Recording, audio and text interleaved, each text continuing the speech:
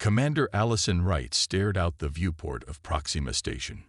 The endless void of space stretched before her, dotted with the ships of 17 alien species, all gathered here for what was supposed to be the final round of peace talks, all lying through whatever passed for teeth in their various species.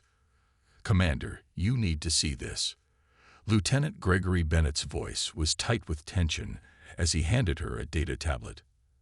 Allison took it, her eyes scanning the translated text. The message had been intercepted between the Vraxian and Meridian delegates, supposedly bitter rivals in the Galactic Confederation. The words made her blood run cold.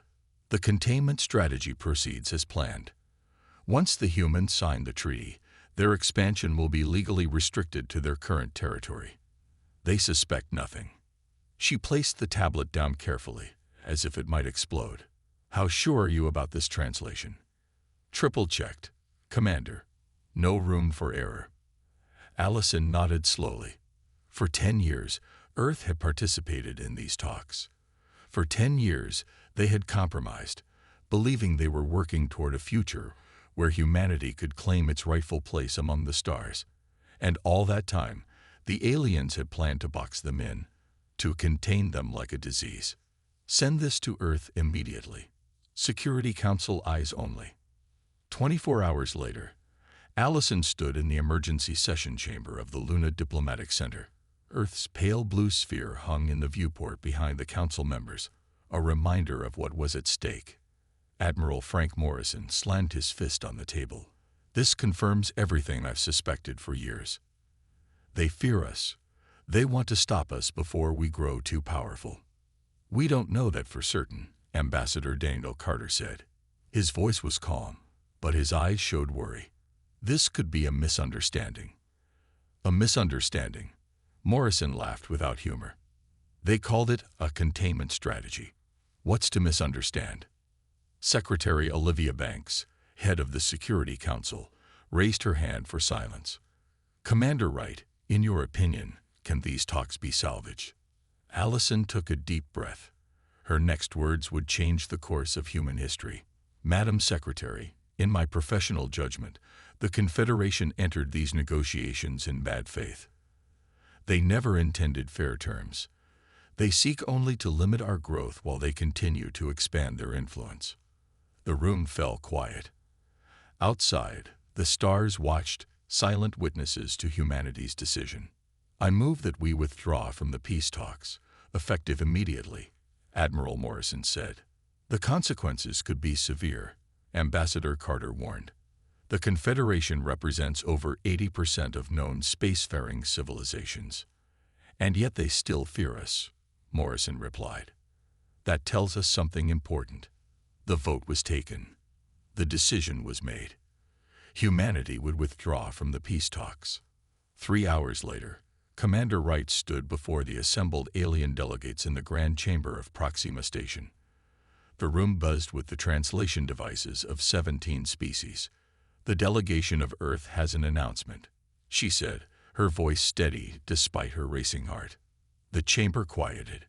Compound eyes, sensory stalks, and optical implants all turned toward her. "After careful consideration, humanity has decided to withdraw from these negotiations.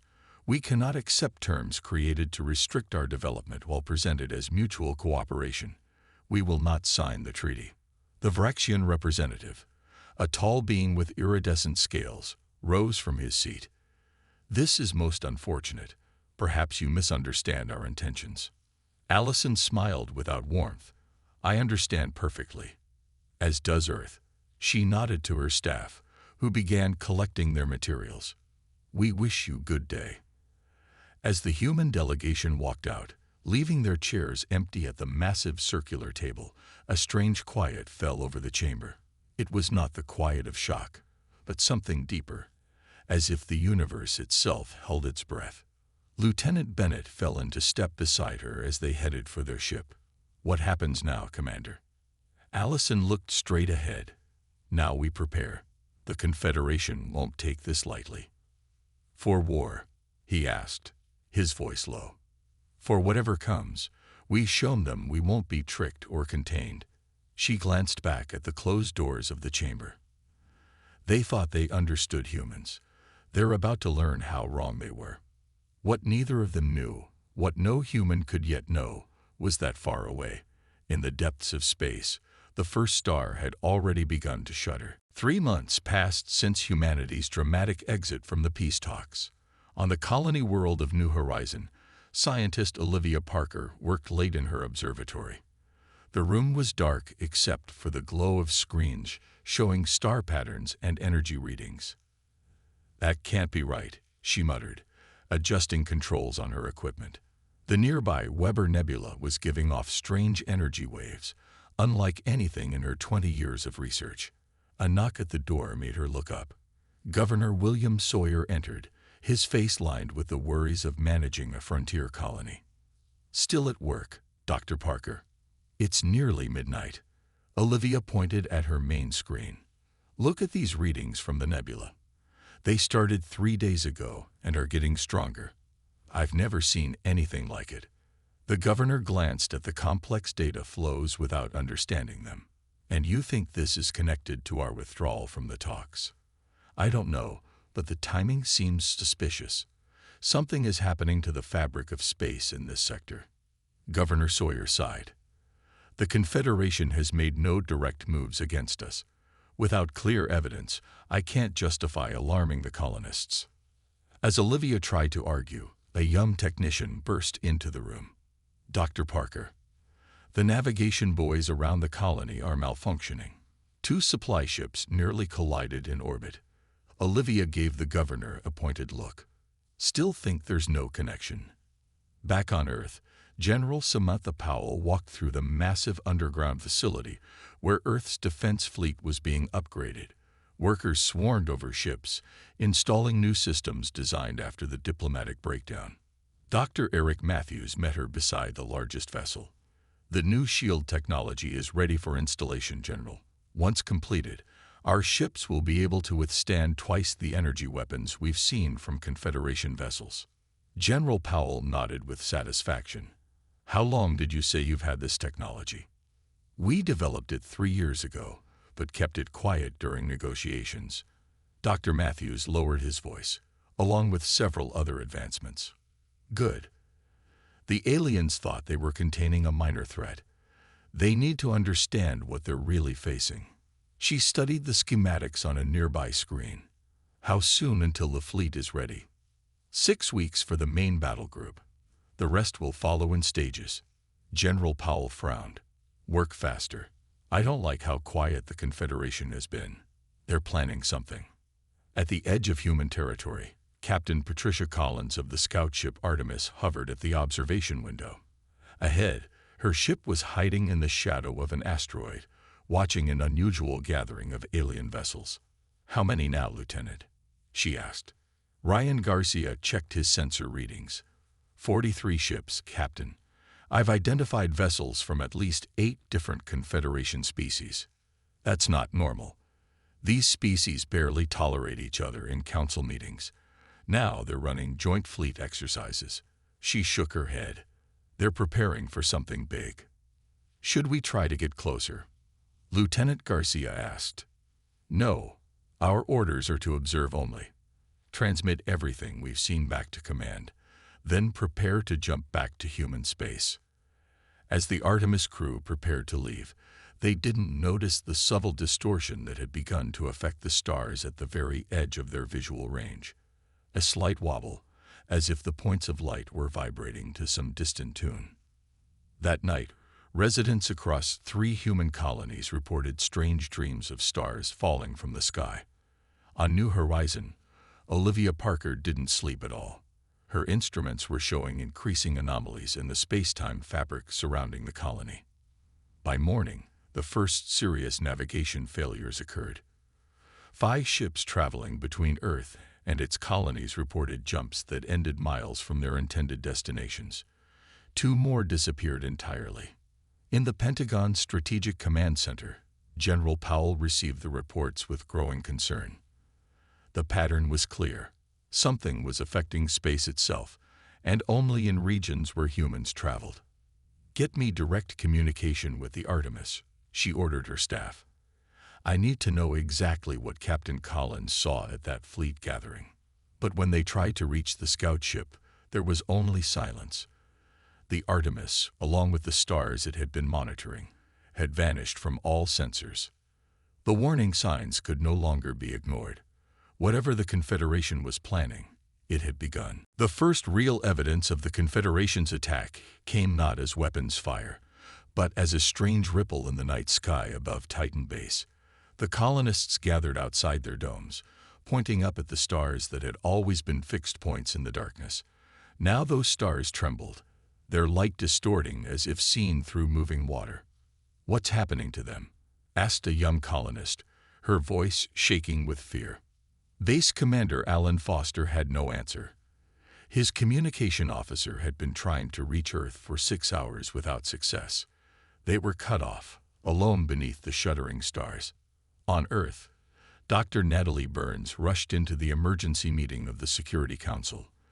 The renowned astrophysicist's normally neat appearance was disheveled, her eyes wide with urgency. "It's worse than we thought," she said, connecting her data pad to the main display. "The Confederation isn't attacking our ships or colonies directly. They're attacking space itself." The room filled with confused murmurs. Secretary General Laura Chen raised her hand for silence. "Explain in simple terms, Doctor." Dr. Burns displayed a map of human territory, with red zones highlighting affected areas. "They're creating localized disruptions in the fabric of reality. The laws of physics as we know them are being altered in specific regions of space, all surrounding human settlements or travel routes." "Is that even possible?" Admiral Morrison demanded. "It shouldn't be," Dr. Burns replied. "But the evidence is clear. The shuddering effect visible in the stars is just a symptom. Space-time itself is being manipulated." "To what end?" Secretary General Chen asked. "Isolation." Dr. Burns zoomed out on her display. "Look at the pattern. Each disruption creates a barrier that prevents normal space travel or communication. They're cutting our colonies off from each other and from Earth. One by one, we're losing contact with our outer settlements." On the display, communication signals from New Terra, humanity's farthest outpost, winked out. On New Terra, Commander Victor Hayes watched as the stars above the colony began to fade, their light stretching and dimming as if being pulled away. The colony's sensor arrays were picking up massive distortions in the surrounding space. "Begin evacuation procedures," he ordered his staff. "Get everyone to the ships immediately." "Sir, where will we go?" his executive officer asked. "The disruptions are all around us. We'll have to punch through," Commander Hayes said. "Full power to the engines and shields. We're not waiting to see what happens when those stars disappear completely." The evacuation alarms sounded throughout the settlement. Families grabbed only what they could carry, rushing toward the landing pads where colonial transport ships waited. Above them, the stars continued to stretch and dim, like dying lights. Back on Earth, the Security Council debate grew heated. "We must strike back immediately," Admiral Morrison insisted, slamming his fist on the table. "Every available warship should be deployed to protect our colonies." "And do what exactly?" Secretary General Chen countered. "Fight physics. Dr. Burns just told us the Confederation is altering the fundamental constants of reality. Our ships weren't designed to combat that kind of technology. So we do nothing." Morrison's face flushed with anger. "Watch as our colonies are cut off and left to die." "No," Chen's voice was firm. "But we need to understand what we're facing before we act. This technology is far beyond anything we knew the Confederation possessed." Dr. Burns studied new data coming in on her pad. "There's something else you should know," she said quietly. "The disruptions aren't just continuing, they're accelerating. At this rate, Earth itself will be affected within 2 weeks." The room fell silent as the implications sank in. Humanity had withdrawn from peace talks believing they could stand alone. Now they faced an enemy with the power to rewrite the laws of nature itself. "Get me every scientist, every engineer, every mind we have," Secretary General Chen finally said. We need solutions, not arguments. As the meeting ended, Admiral Morrison approached Dr. Burns privately. Tell me honestly, Doctor, can we survive this? Dr. Burns looked at the data showing colonies going dark across human space. I don't know, but whatever the Confederation has unleashed, I fear they may not fully control it either. The fabric of space wasn't meant to be manipulated this way. The shuddering stars may be just the beginning. Outside, in the night sky above Earth, the first faint tremors began to appear in the distant stars. Officer Megan Kelly was on duty at Earth's orbital defense platform when the alarm sounded. A ship of unknown design had appeared seemingly from nowhere, bypassing all outer detection systems. All weapons locked on target, she announced. Unknown vessel, identify yourself immediately, or we will open fire. The view screen flickered to life, showing a being unlike any alien humans had encountered before. Its skin glowed with a soft blue light, and its eyes were large, pupil-less orbs. I am Ambassador Xal of the Selenite Collective. The being said in perfect English. I come seeking audience with your leaders on a matter that concerns us all. Within hours, a secure meeting room on the orbital platform had been prepared. Secretary General Chen and Admiral Morrison sat across from the alien visitor, with armed guards positioned at each door. We've never heard of the Selenites, Admiral Morrison said suspiciously. You're not part of the Confederation. We chose isolation long ago, Saul replied. His voice had a musical quality to it. We have observed the galaxy's politics from afar, intervening in nothing. Until now. What changed? Secretary General Chen asked. Zal's large eyes blinked slowly. You did. When humans withdrew from the peace talks, you set in motion events that now threaten more than just your species. The alien activated a device that projected a three-dimensional map of the galaxy. Sections of it pulsed with red light. The Confederation fears you, Zal continued. Not for what you are now, but for what you might become. They discovered a way to alter local reality, creating barriers your ships and communications cannot cross. But they do not fully understand the technology they are using. We've noticed, Admiral Morrison said grimly. The shuddering stars are merely a symptom. Zal explained. The Confederation is inadvertently damaging what we call the quantum underlayer, the foundation upon which all reality rests. Left unchecked, these disruptions will spread beyond their control. Secretary General Chen leaned forward. Why come to us with this information? Because we have the knowledge to counter their actions, but lack the resources and strength to deploy it effectively. Zal's gaze moved between the human leaders. We propose an alliance. You just happen to have technology that can fight reality-warping weapons. Admiral Morrison asked skeptically. We did not just happen to have it, Zal said. The Selenites have studied the quantum underlayer for millennia. We chose not to develop weapons, but we understand the science the Confederation is now misusing. Dr. Burns, who had been quietly observing, spoke up. If what you're saying is true, the disruptions could eventually affect the entire galaxy. Precisely, Zal nodded. The Confederation believed they could contain the effect to human space. They were wrong. Already, the damage spreads beyond their calculations. As if to emphasize his point, the lights in the room briefly flickered. Through the viewport, Earth's stars visibly trembled. I need proof that you can actually help us, Admiral Morrison demanded. Zal removed a small crystal device from his robes and set it on the table. It hummed softly, emitting a pale green glow.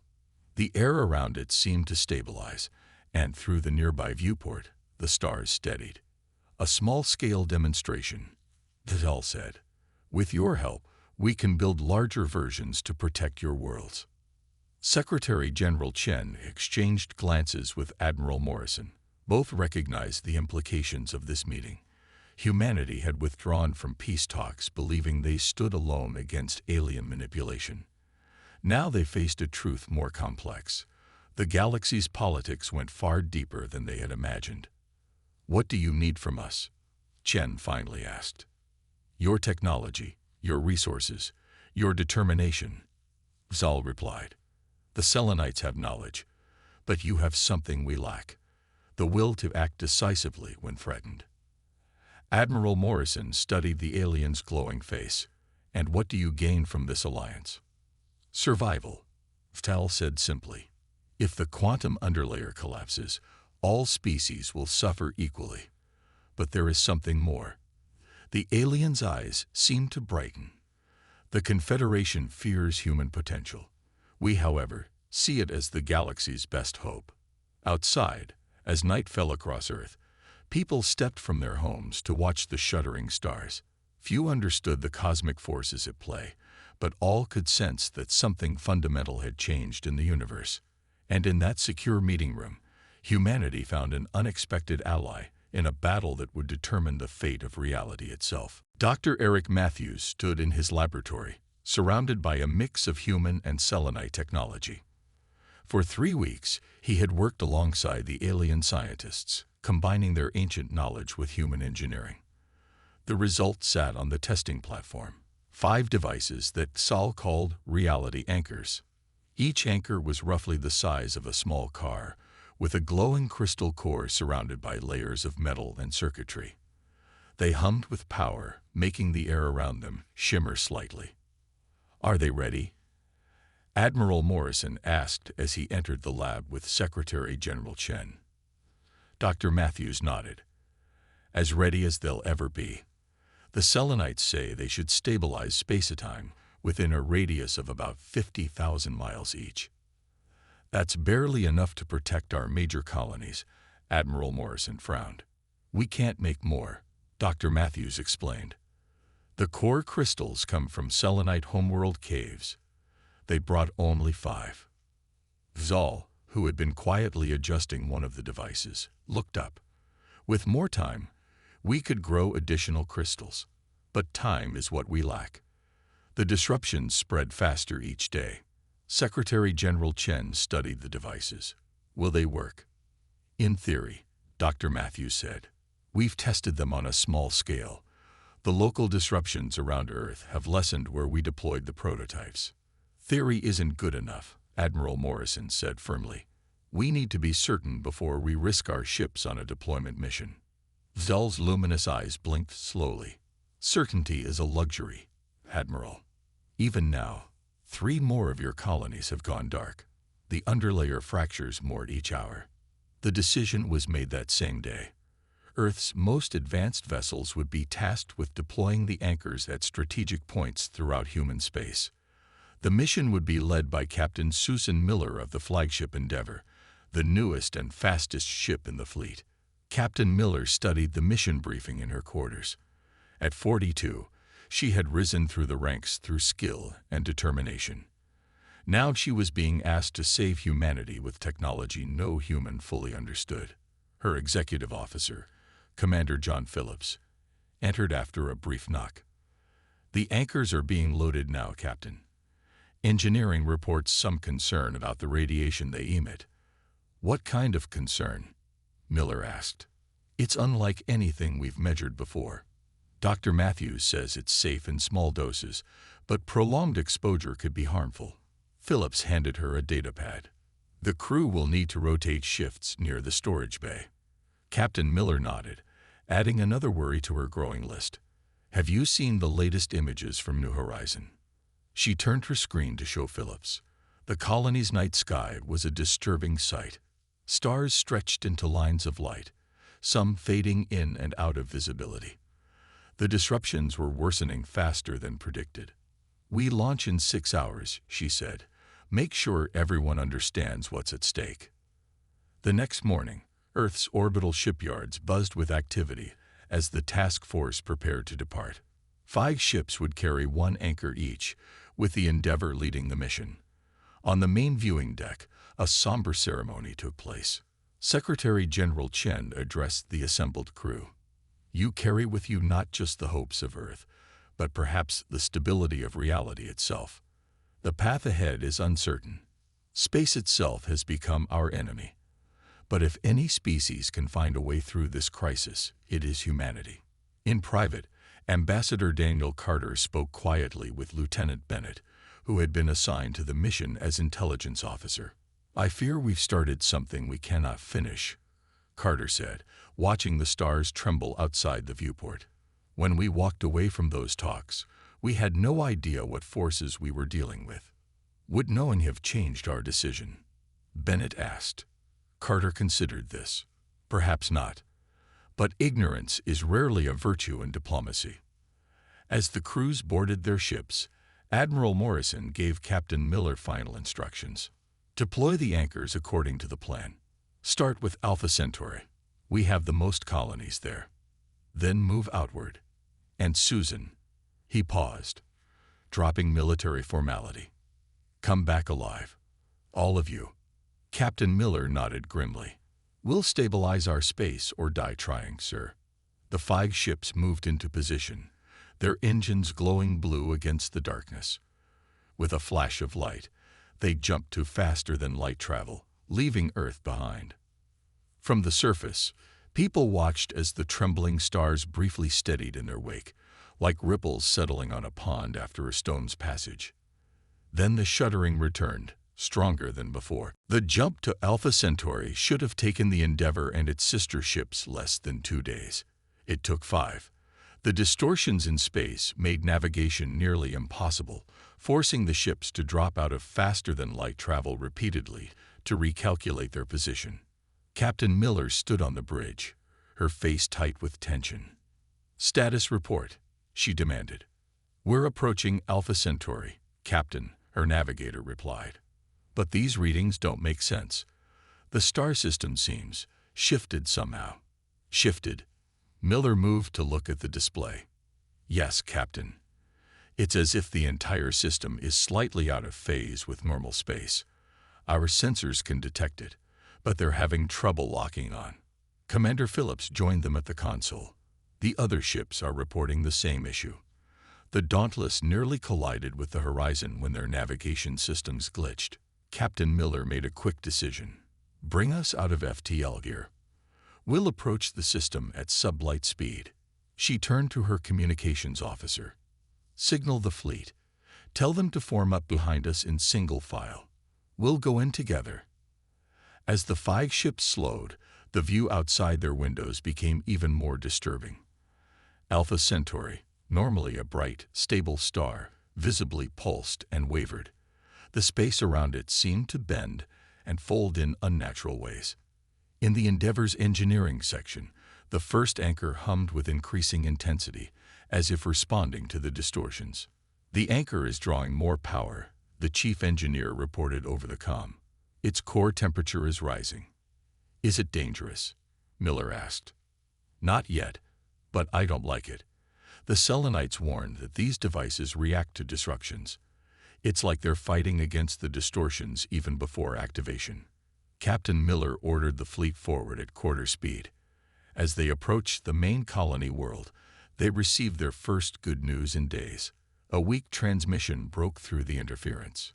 "This is New Eden Colony. We're still here, but barely. The distortions are getting worse. Our systems are failing." "Who is this?" "This is Captain Susan Miller of the Earth ship Endeavour. We're bringing help." The colony came into view, a dome-covered settlement on the planet's surface. The sight above it was chilling. The stars in the colony's sky were stretched and distorted, some fading in and out of existence. It looked as if reality itself was coming apart at the seams. "Prepare the first anchor for deployment," Miller ordered. "Target the center of the colony." The Endeavour moved into position above New Eden. The ship's hold opened, and the first anchor was launched, descending slowly to the surface on maneuvering thrusters. As it reached the ground, colony engineers rushed to activate it according to the instructions transmitted from the ship. The anchor's crystal core flared with brilliant green light. A wave of energy pulsed outward from the device, visible as a ripple in the air. When it passed, the stars above New Eden stabilized. The distortions receded, pushed back by the anchor's influence. Cheers erupted on the Endeavor's bridge as communications with the colony suddenly cleared. "It works," Commander Phillips exclaimed. "One down. 4 to go," Miller said, allowing herself a small smile. "Set course for the mining outpost at Beta Prime. That's our next target." On New Eden, scientist Olivia Parker watched in amazement as the reality anchor transformed the world around her. Her instruments showed normal spacetime returning to the colony for the first time in weeks. Immediately, she began studying the device, taking readings and analyzing its effects. Within hours, she had a breakthrough. The anchor's field could be amplified by adjusting the frequency of its emissions. She sent an urgent message to the departing fleet. "Captain Miller, this is Dr. Parker on New Eden. The anchor's effect can be boosted by at least 40%. I'm sending the calculations now." But her message never reached the Endeavor. As the fleet approached Beta Prime, they encountered something new: Confederation ships waiting in ambush. Battle stations, Miller ordered as enemy vessels appeared on their sensors. "Protect the anchors at all costs." The Confederation ships opened fire, their weapons tearing through space in strange, twisting patterns that bent around normal defensive shields. The human fleet scattered, trying to avoid the worst of the barrage. Commander Phillips rushed to Miller's side as the Endeavor shook from a near miss. "They must have detected the anchor's activation," he said grimly. "They know what we're doing." "Then we fight our way through," Miller replied. "We have to place that second anchor." As the battle raged, no one noticed how the 4 remaining anchors in the fleet's cargo holds pulsed in unison, their crystal cores resonating with each other across the ships. Something unexpected. The battle above Beta Prime lasted 14 hours. 2 human ships were lost, but not before they transferred their reality anchors to the Endeavor. Captain Miller now had 3 anchors packed into her ship's hold, all pulsing with energy that made the sensors go wild. "The second anchor is deployed and active," Miller's tactical officer reported. The mining outpost below was now protected, its patch of spacetime stabilizing as the anchor's green field spread outward. Miller nodded, grief and exhaustion etched on her face. Without Commander Phillips, she had taken on many of his duties herself. "Set course for New Horizon," she ordered. "We'll place the 3rd anchor there." The journey to New Horizon took longer than expected. The space between colonies was becoming increasingly distorted, forcing the Endeavor and its 1 remaining escort to travel at sublight speeds. Several times, they had to change course completely when faced with areas where space itself seemed to fold and twist upon itself. In the engineering bay, the remaining anchors continued their strange behavior. The crystal cores pulsed in perfect synchronization, and the chief engineer reported that they seemed to be communicating with each other. "It's like they're singing to each other," he told Miller. The Selenites never mentioned this would happen. Miller studied the readings. "Could it be dangerous?" "I don't think so," the engineer replied. "But it's changing the power signature. When all 4 anchors are active and in range of each other, they might create effects we haven't predicted." They reached New Horizon 7 days later. The colony was barely functioning, its protective dome flickering as power systems failed.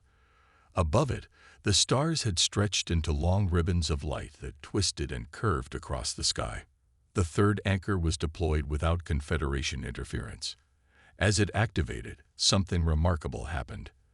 The green energy field expanded much faster than at the previous locations, almost twice the predicted rate.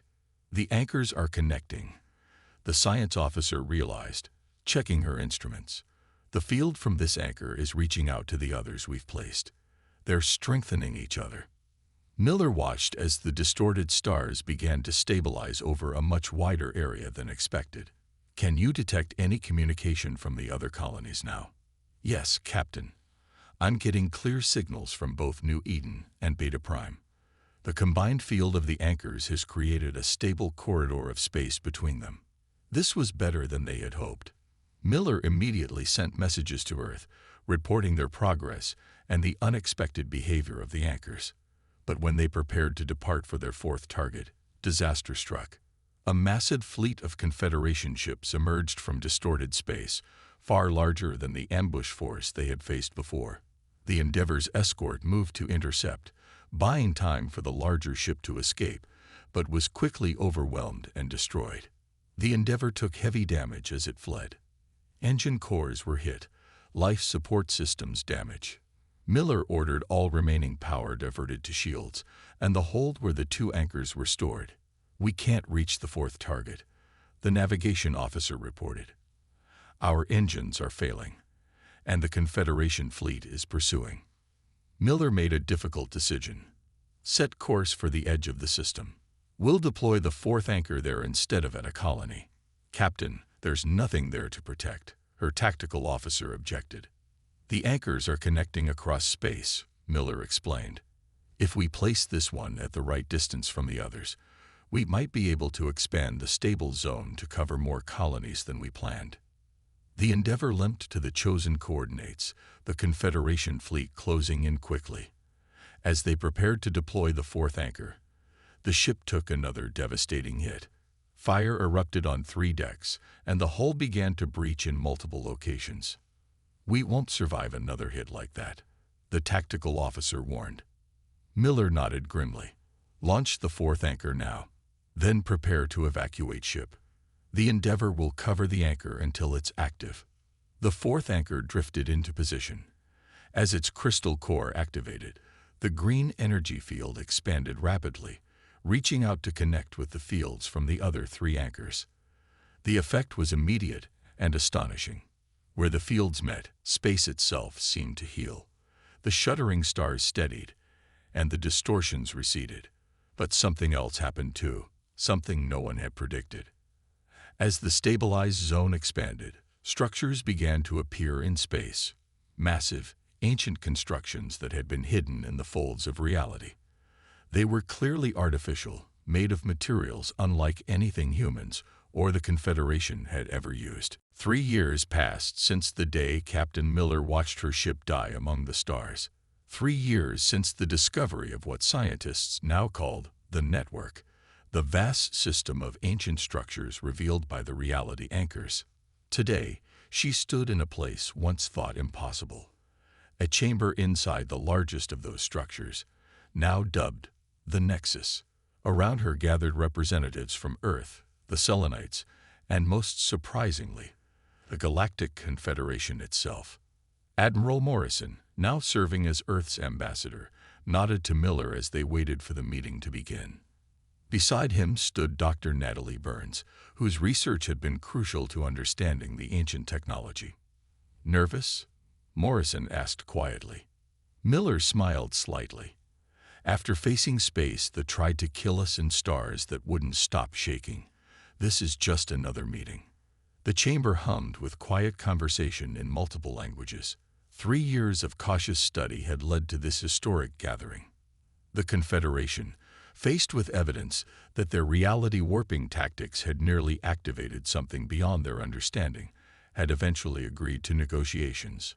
A tall Vraxian representative approached the central platform, signaling the start of the meeting. "We gather today to formalize what many thought impossible, a true accord between our civilizations." Miller watched as different alien species took their places around the circular table. Some she recognized from briefings during the old peace talks. Others were new to her, including several Confederation races that had previously avoided direct contact with humans. Ambassador Exal, representing the Selenites, spoke next. "What the Confederation feared, what humanity discovered, and what my people guarded knowledge of, was the legacy of those we call the predecessors." On the table's center, a holographic display activated, showing the full extent of the network. It spanned thousands of light years, connecting star systems throughout the galaxy with structures of incomprehensible technology. The predecessors vanished from the physical realm millions of years ago, Saul continued. But they left behind this network, not as a weapon, but as a gift to be claimed when the galaxy's species were ready. Dr. Burns stepped forward, adding her findings to the presentation. "Our studies confirm the network was designed to share knowledge and resources across vast distances, but it required a certain level of cooperation among different species to activate safely. Admiral Morrison spoke next, his voice carrying the weight of Earth's official position. When we withdrew from the peace talks 3 years ago, we did so believing we were being contained and controlled. We didn't understand the broader context. The Varaxian representative nodded slowly. And we acted from fear. Fear that humans, with their rapid advancement and unpredictable nature, would discover and misuse the network before understanding its purpose. Miller remembered the stars shuddering above colonies, the lives lost on both sides. So much destruction born from misunderstanding and fear. Secretary General Chen, who had traveled from Earth for this historic moment, addressed the gathering. Today we propose a different path. Not containment, not isolation, but shared stewardship of the predecessor's legacy. The Nexus Accord was brought forward, a document representing months of careful negotiation. Unlike the failed peace talks of the past, this agreement acknowledged the unique strengths and concerns of all signatory species. Miller watched as Lieutenant Bennett, now a senior diplomatic officer, recorded the historic moment. Representatives from 27 species approached the central node of the Nexus, each placing a hand or appendage upon its surface. The node responded to their touch, glowing with soft light that spread through the chamber. Functions dormant for millions of years activated, and displays of information appeared around them, the beginning of access to the predecessor's knowledge. Secretary General Chen was the last to sign the physical document. As she placed her thumb on the biometric seal, she looked up at the view outside the Nexus. Through the massive viewport, the stars were visible, steady and clear, no longer shuddering. Miller stood by the window later, after the formal proceedings ended. Dr. Burns joined her, both women contemplating the stars that had once trembled with such violence.